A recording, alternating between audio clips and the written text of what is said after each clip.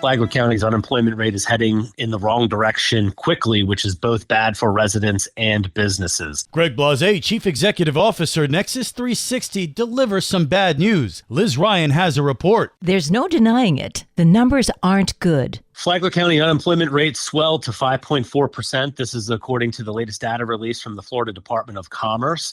The 5.4% unemployment rate in Flagler County is the highest since June of 2021, which is when it was 6%. This is a pattern that doesn't bode well for the future. What we see is a recurring trend that has higher unemployment rates for Flagler County month after month after month. And so there's reason to expect that there's higher unemployment rates coming in the future. Blase sees two reasons for this. August traditionally marks the end of the summer travel season, which is when all those hotels and restaurants load up with staff. Now that the summer traveling season is coming to an end. The other reason is specific to Flagler County. Boston Whaler announced they're closing their Flagler Beach facility, which means those approximate 300 local manufacturing jobs will be located outside of Flagler. This data is not included in the report that we're talking about today. So definitely some gray clouds from the economy on the horizon for Flagler County. There are reasons to remain hopeful, though. We look nationally to the Federal Reserve, which began indicating that they're cutting interest rates. That's going to put some wind in the sails of the real estate market. This will affect, in a good way, the selling of houses. It'll help get some investment dollars off the sideline for people to start investing in Flagler County, but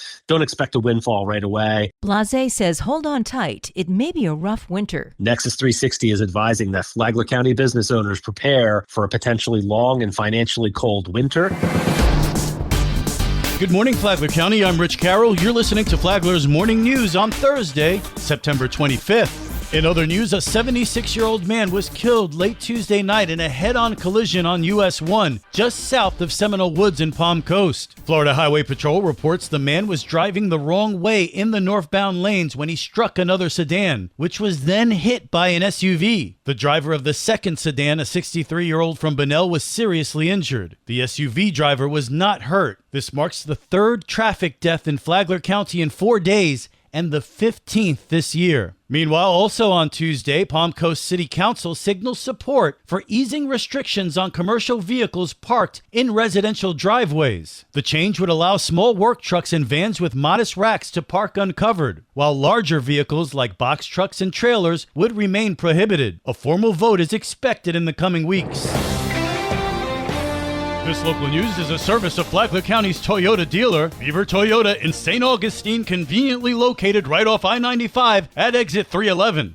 They zip off the sidewalks, go shooting across intersections. They're not really paying attention. They have headsets on. Flagler County Sheriff Rick Staley talks e-bike safety. E-bikes are like the eco-friendly evolution of mopeds, which is what I grew up with. Sheriff Staley told David Ayers that e-bikes do have a purpose. We have a lot of seniors that use them, young adults that use them getting to and from work and activities. But e-bikes can be very dangerous, and as more hit the road, accidents increased. We had a traffic fatality involving an e-bike. We've had a number of car crashes with injuries involving e-bikes versus cars, and that usually means the car is going to win. He took his concerns to city officials, and with help from the public's input, they created a new ordinance that goes into effect next month. No person under 11 years of age can operate an e-bike. Persons under 16 must operate an e-bike with a helmet. They must have a government-issued ID or at least a school ID. E-bikes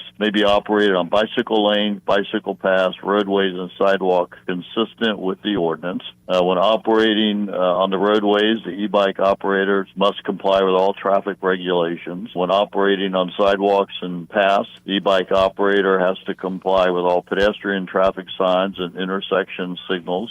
The new ordinance says you cannot operate an e-bike in a bicycle path or lane, right-of-way, roadway, or sidewalk in a careless or reckless manner. The sheriff gives some examples. Failure to yield or slow down when passing pedestrians, because we've had e-bikes just go zooming by. Failure to give an audible signal when passing a pedestrian or other e-bikes. And failure to operate due care and excessive speed. The ordinance takes effect October 7th. From the WNZF Newsroom, I'm Liz Ryan.